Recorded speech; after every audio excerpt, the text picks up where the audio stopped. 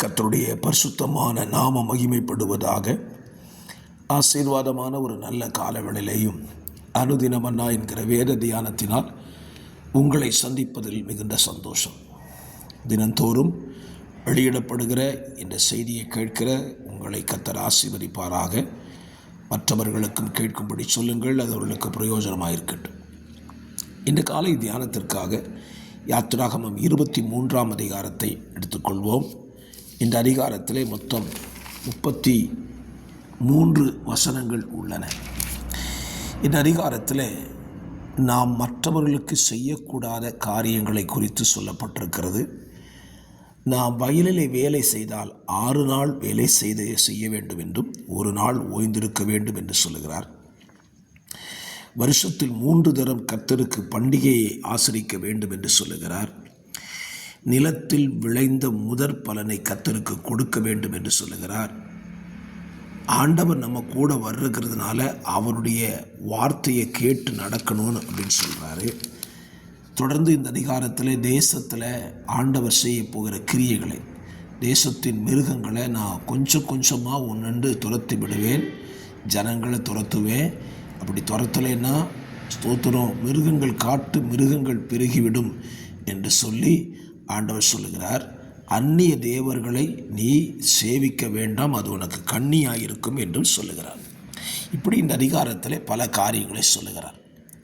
இந்த காலை தியானத்திற்காக நாம் ஒரு வேத வசனத்தை தியானிக்கலாம். 25ஆம் வசனம், உங்கள் தேவனாகிய கர்த்தரையே சேவிக்க கடவீர்கள், அவர் உன் அப்பத்தையும் உன் தண்ணீரையும் ஆசீர்வதிப்பார், வியாதியை உன்னிலிருந்து விலக்குவேன் என்று கற்பம் விழுகிறதும் மலடும் உன் தேசத்தில் இருப்பதில்லை, உன் ஆயுசு நாட்களை பூரணப்படுத்துவேன் என்று கர்த்தர் சொல்லியிருக்கிறார். நம்ம எல்லாரும் அடிக்கடி சொல்லுகிற வார்த்தை இதுதான்.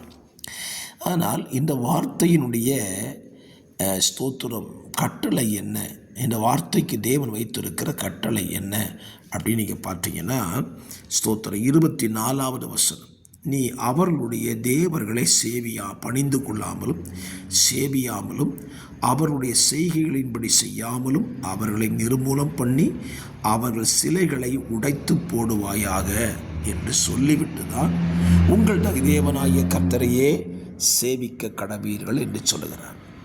அவர் நம்முடைய அப்பத்தையும் தண்ணீரையும் ஆசீர்வதித்து வியாதியை விலக்கணும்னு சொன்னால் நாம் செய்ய வேண்டிய வேலை என்ன அப்படின்னு கேட்டால், கானானிய தேசத்தில் உள்ள எந்த தேவர்களை பணியாமல் சேவியாமல் செய்கைகளின்படி செய்யாமல் அவைகளை நிர்மூலம் பண்ணி சிலைகளை உடைத்து போட சொல்லுகிறார். இன்றைக்கு நிறைய கிறிஸ்தவருடைய வாழ்க்கையில் இதில் பிரச்சனைகள் இருக்கத்தான் செய்கிறது. அந்நிய தேவர்களை பணிந்து கொள்ள வேண்டாம், சேவிக்க வேண்டாம் என்று சொன்ன இஸ்ரவேல் புத்திரர்களே அதை செய்தார்கள். அந்நிய தேவர்களை பணிந்து கொண்டார்கள், சேவித்தார்கள். ஸ்தோத்திர கர்த்தருக்கு விரோதமாக இந்த காரியத்தில் அவங்க நடந்து கொண்டாங்கன்னு சொல்லி நமக்கு நன்றாய் தெரியும். ஆகவே என்னை கேட்கிற அருமையான கர்த்தருடைய பிள்ளைகளை, உங்கள் வாழ்க்கையில் சற்று யோசித்து பாருங்கள். கர்த்தர் வெறுக்கிற அந்நிய தேவர்களை நீங்கள் சேவிக்கிறீர்களா, பணிந்து கொள்ளுகிறீர்களா என்று நீங்கள் யோசித்து பாருங்கள். ஸ்தோத்திரம், ஒருவேளை நம்ம சேவிக்காமல் இருக்கலாம், பணிந்து கொள்ளாமல் இருக்கலாம், ஆனால் அவர்களை நிர்மூலம் பண்ணி அவைகளின் சிலைகளை உடைத்து போடுவாயாக எழுதப்பட்டிருக்கிறதே. அப்படியானால் அந்நிய தெய்வங்களுடைய சிலைகளோ அதனுடைய உருவங்களோ நம்மோடு கூட இருக்கக்கூடாது. ஏன், இயேசுவை போல ஒரு சொரூபத்தை கூட, ஒரு ஃபோட்டோவை கூட நாம் வைத்து கொள்ளக்கூடாது. அதை தேவன் விரும்பவில்லை. அதை நாம் உடைத்து போட்டால் தேவன் நமக்கு இந்த நன்மை செய்கிறார். என்ன நன்மை செய்கிறார்? நம்முடைய அப்பத்தையும் தண்ணீரையும் ஆசீர்வதிக்கிறார், வியாதியை நம்மிலிருந்து விலக்குகிறார், கற்பம் விழுகிறதும் மலடும் நம்முடைய தேசத்தில் இராதபடி கர்த்தர் செய்து விடுகிறார்.